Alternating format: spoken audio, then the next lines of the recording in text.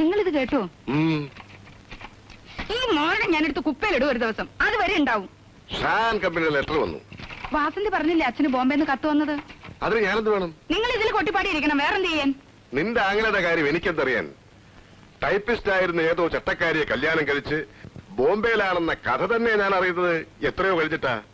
കല്യാണാലോചന നടക്കുന്ന കാലത്ത് അതാരും പറഞ്ഞിട്ടില്ലല്ലോ. ഓ, അതറിഞ്ഞ അന്ന് നിങ്ങൾ വേണ്ടാന്ന് വെക്കും തോന്നും വർത്താനം കേട്ട. കോലോ തടിച്ചുകളിയായിരുന്നു നിങ്ങളുടെ അമ്മയുടെ അമ്മയ്ക്ക്.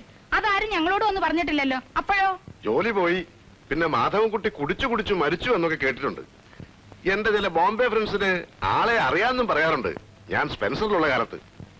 ഏട്ടൻ എവിടേക്കോ എത്തേണ്ട ആളായിരുന്നു. ഈ തറവാടിന്റെ സുഹൃദക്ഷ എന്നല്ലാണ്ട് എന്താ പറയാ?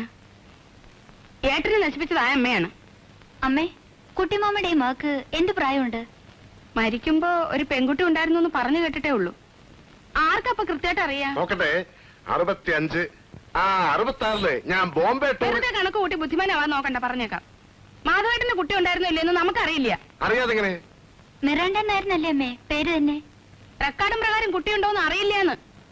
റെക്കാർഡ് മേലായിരിക്കും ഇനിയിപ്പൊ കളി. ഏതോ ചട്ടക്കാരിയെ വെച്ചോണ്ടിരുന്നേ കേട്ടിട്ടുള്ളൂ. കേട്ടുകഴിഞ്ഞ റെക്കാർഡല്ല. പഴയ ബിഎക്കാരനെന്ന് പറഞ്ഞ് നടന്നാ മതി. ഇതിലൊക്കെയാ ബുദ്ധി വേണ്ടത്. നീ എന്തിനാ എന്നോട് ചന്ദ്രകാശം എടുക്കണ ഭാർഗവി? അച്ഛന്റെ കാലശേഷം എനിക്കും എന്റെ കുട്ടികൾക്കും അവകാശപ്പെട്ടതാ ഇപ്പൊ ഉള്ളതൊക്കെ. മാധവേട്ടന്റെ അവകാശം ചോദിക്കാൻ ആ പെണ്ണ് വരുന്നെങ്കിലോ? ഓ, അങ്ങനൊരു അത്യാവത്തുണ്ടല്ലേ, അതാലോചിച്ചില്ല. 3-1 പോവുക, കുറച്ചൊന്നും അല്ല. അതാലോചിച്ചിട്ടുണ്ടോ? 3-1 അല്ല, ശരിക്കും നേർപകുതി. അപ്പേട്ടനൊന്നുമില്ലേ? മരിച്ച ഏട്ടത്തിയുടെ മകനും അവകാശമില്ലേ പറയും പോലെ? ഓ, അപ്പല്ലേ, അവന് വേറിട്ടൊന്നും വേണ്ടാന്നേ. ഏട്ടത്തി മരിച്ച പിന്നെ അവനെ നോക്കിയതാരാ? അവൻ കണക്കി വെക്കാനൊന്നും പോണില്ല, എന്റെ കൂടെ നിന്നോളൂ. ചെറിയമ്മേ, നീ എവിടെയായിരുന്നല്ലോ എത്ര നേരം? മരുന്ന് കിട്ടിയില്ലേ? പാടത്ത് 10-20 പണിക്ക്. ഇനി മുതൽ 2 ഷീറ്റ് വേണം. ഒന്ന് അവര് പീടികയിൽ വെക്കും. ഞാനായതുകൊണ്ട് മാത്രം എന്താന്ന്. അപകടമുള്ള മരുന്നാ, സൂക്ഷിച്ചു വെച്ചോളൂ. മരിച്ച നമ്മുടെ കുട്ടിമാമയെ കണ്ട് ഓർമ്മയുണ്ടോ അപ്പേട്ടന്? ഒരിക്കൽ വിഷുവിന് എനിക്കൊരു വെള്ളുറുപ്പി തന്നു. മുമ്പാ, ഓർമ്മയുണ്ട്.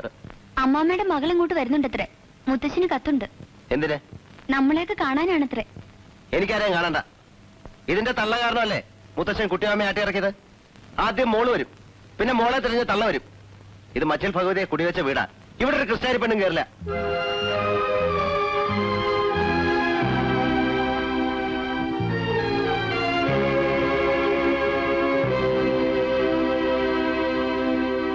അപ്പു പറയുന്നതിലും കാര്യമുണ്ട്, കേട്ടരുത്. ആ അമ്മയുടെ സ്വഭാവത്തെ പറ്റി പലതും ഒന്ന് കേട്ടിരുന്നു. മാധവേട്ടന്റെ മകളാ ഇവളെന്ന് എന്താ ഉറപ്പ്?